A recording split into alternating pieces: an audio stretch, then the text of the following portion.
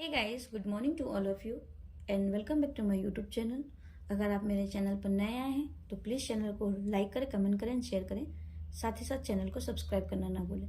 दोस्तों, आज के सेशन में हम आधुनिक भारत से रिलेटेड क्वेश्चन करेंगे या आधुनिक भारत से रिलेटेड एक इम्पॉर्टेंट टॉपिक करेंगे जिसका नाम है साइमन कमीशन रिपोर्ट और नेहरू रिपोर्ट में अंतर। तो चलिए शुरू करते हैं। हमारा क्या है आज का साइमन कमीशन रिपोर्ट और नेहरू रिपोर्ट। पहला है पॉइंट साइमन कमीशन रिपोर्ट में गवर्नर जनरल के अधिकारों में कोई कमी नहीं की गई। क्या किया गया? गवर्नर जनरल के अधिकारों में कोई कमी नहीं की गई। ये था साइमन कमीशन रिपोर्ट। और नेहरू रिपोर्ट में क्या था? गवर्नर जनरल को केवल संवैधानिक प्रमुख का स्तर दिया गया। नेहरू रिपोर्ट ने क्या किया? गवर्नर जनरल को केवल संवैधानिक प्रमुख का स्तर दिया गया। फिर दूसरा है केंद्र एवं प्रांतों में उत्तरदायी शासन की स्थापना का विरोध किया गया। साइमन कमीशन में क्या बताया गया?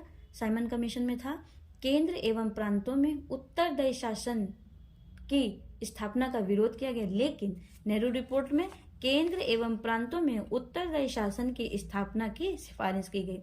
उत्तरदायी शासन की स्थापना की सिफारिश किसमें की गई? नेहरू रिपोर्ट में की गई। और उत्तरदायी शासन का विरोध किसमें किया गया? वो साइमन कमीशन में किया गया। फिर है भारत को औपनिवेशिक स्वराज शीघ्र देने की सिफारिश की गई, नहीं की गई, सॉरी। जो हमारे साइमन कमीशन थे इन्होंने क्या किया? भारत को औपनिवेशिक स्वराज शीघ्र देने की सिफारिश नहीं की गई। इसमें क्या किया गया? भारत को जो था वो शीघ्र औपनिवेशिक स्वराज नहीं देना चाहते थे, लेकिन नेहरू रिपोर्ट ने किसकी सिफारिश की? अति शीघ्र औपनिवेशिक स्वराज देने की सिफारिश की गई। भारत को औपनिवेशिक स्वराज अति शीघ्र देने की सिफारिश की गई। फिर क्या? सामूहिक आधार पर चुनावी व्यवस्था को जारी रखने की सिफारिश की गई।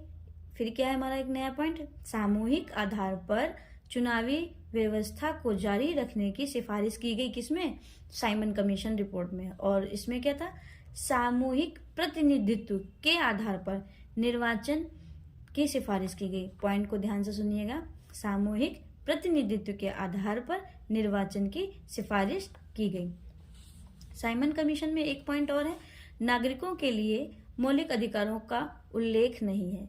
इसमें क्या है? साइमन कमीशन में नागरिकों के लिए मौलिक अधिकारों का उल्लेख नहीं है, लेकिन नेहरू रिपोर्ट में क्या है? नागरिकों के लिए मौलिक अधिकारों का उल्लेख है। जल्दी से एक बार और रिपीट कर लेते हैं। गवर्नर साइमन कमीशन में क्या गया? गवर्नर जनरल के अधिकारों में कोई कमी नहीं की गई। नेहरू रिपोर्ट में गवर्नर जनरल को केवल संवैधानिक प्रमुख का स्तर दिया गया। साइमन कमीशन रिपोर्ट क्या कहती है? केंद्र एवं प्रांतों में उत्तरदायी शासन की स्थापना का विरोध किया गया, लेकिन नेहरू रिपोर्ट में केंद्र एवं प्रांत में उत्तरदायी शासन की स्थापना की सिफारिश की गई। साइमन कमीशन रिपोर्ट भारत को औपनिवेशिक स्वराज शीघ्र देने की सिफारिश नहीं की गई। नेहरू रिपोर्ट भारत को औपनिवेशिक स्वराज अति शीघ्र देने की सिफारिश की गई। सामूहिक आधार पर साइमन कमीशन रिपोर्ट सामूहिक आधार पर चुनावी व्यवस्था को जारी करने रखने की सिफारिश की गई। और नेहरू रिपोर्ट सामूहिक प्रतिनिधित्व के आधार पर निर्वाचन की सिफारिश की गई। फिर नागरिकों के लिए मौलिक अधिकारों का उल्लेख नहीं था साइमन कमीशन रिपोर्ट में, लेकिन नागरिकों के लिए मौलिक अधिकार का उल्लेख नेहरू रिपोर्ट में। तो मैं उम्मीद करती हूँ कि छोटा सा टॉपिक आप लोगों को पसंद आया होगा। तो प्लीज चैनल को लाइक करें, कमेंट करें, शेयर करें। साथ ही साथ चैनल को सब्सक्राइब करना ना भूलें।